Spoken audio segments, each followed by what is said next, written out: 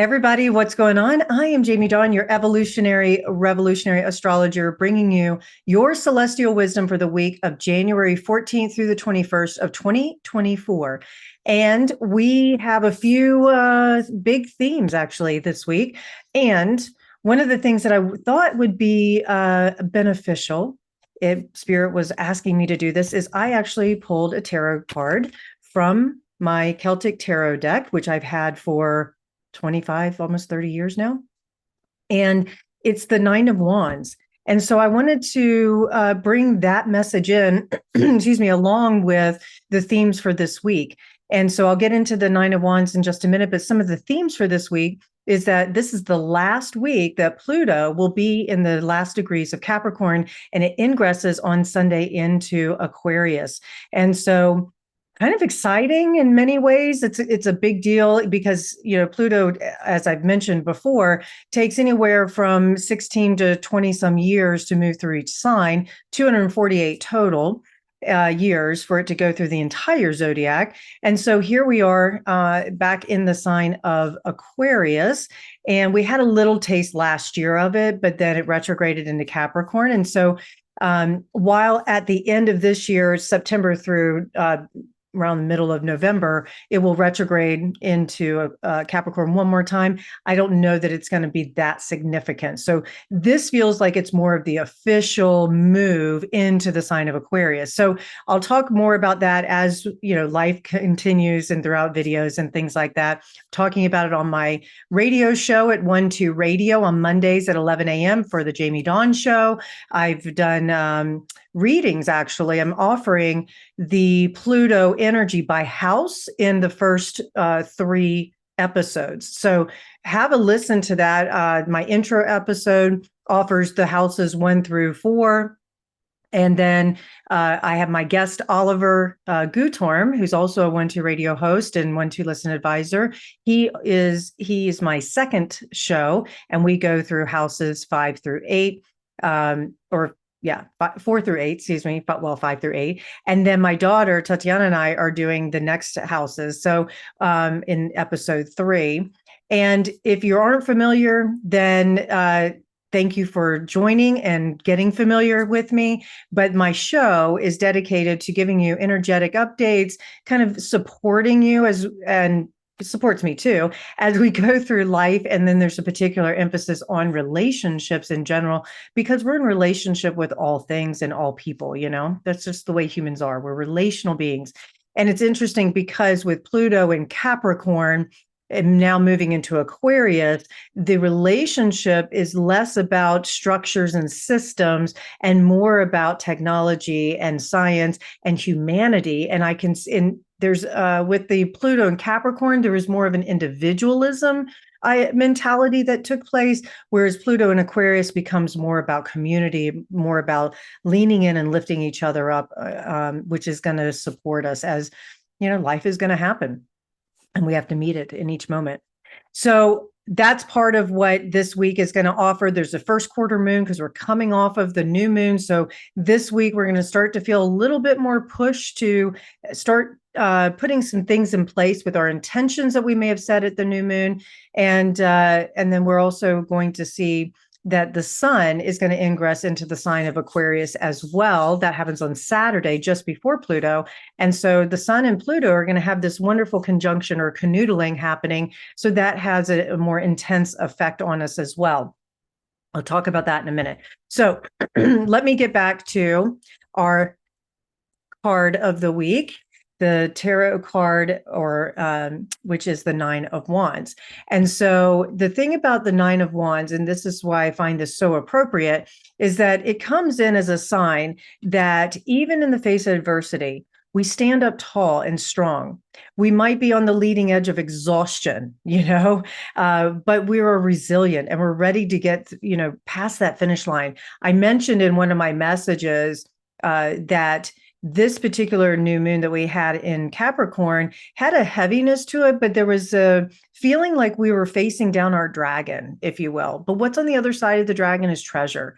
And if we're willing to face it head on, if we're willing to look at fear, what is it that we fear the most, if we can meet it and we can face it and stare it down and find new ways, new self-discovery, new ways of engaging with it, how does it serve us? Well, then we can tame the dragon. I'm a big Game of Thrones person, and I loved how Daenerys was able to, she was the mother of dragons and she could ride the dragons. And that's what we can do with this energy. And so here we are with this Nine of Wands saying, now that we have been able to tame the dragon, and one of the things about taming doesn't mean that you are beating it into submission.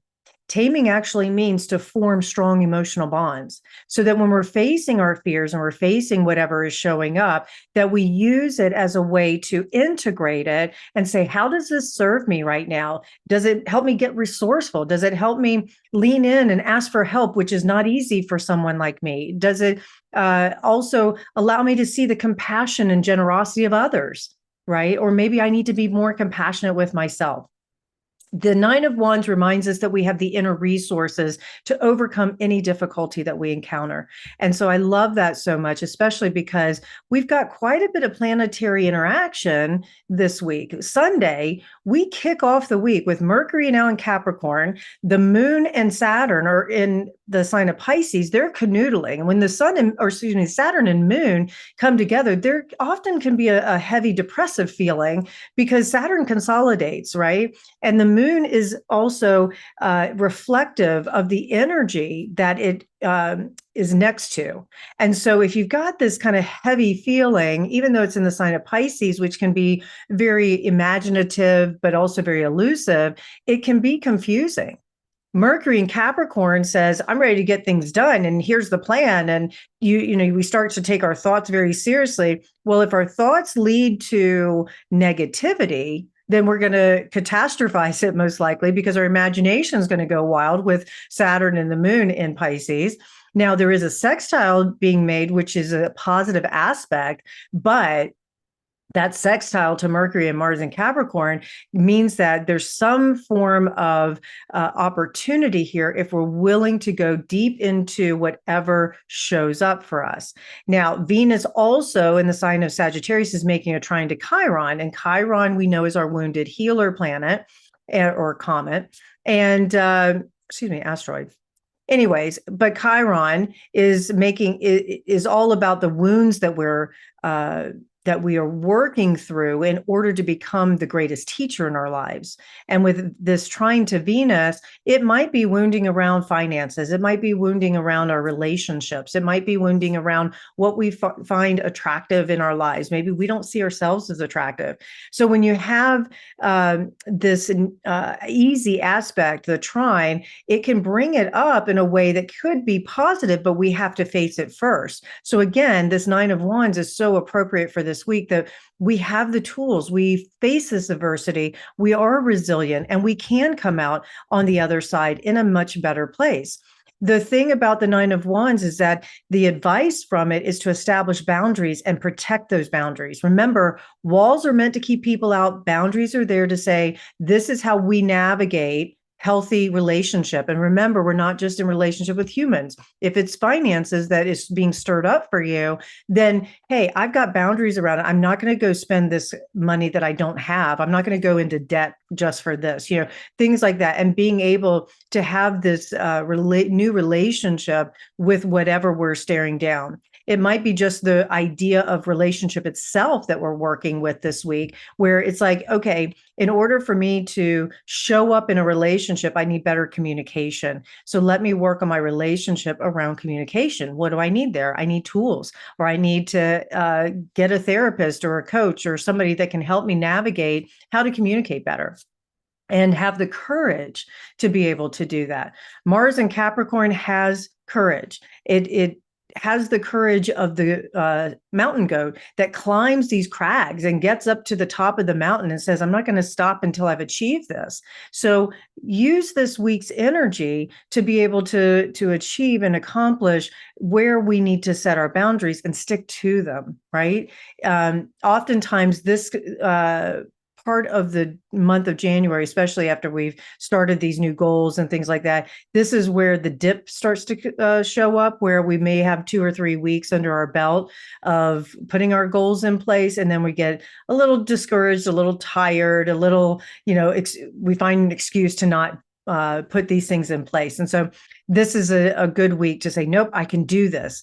Now, the other thing about this week is we've got Mercury sextiling Saturn and the moon in Aries trining Venus on Wednesday. It's a great energy to get things done, to find inspiration and to find a passion, something that we're passionate about, and make the conversations, get the meetings on the calendar, make the phone calls, ask the right questions, get the right people around you that can help you manifest. This is a good manifesting week.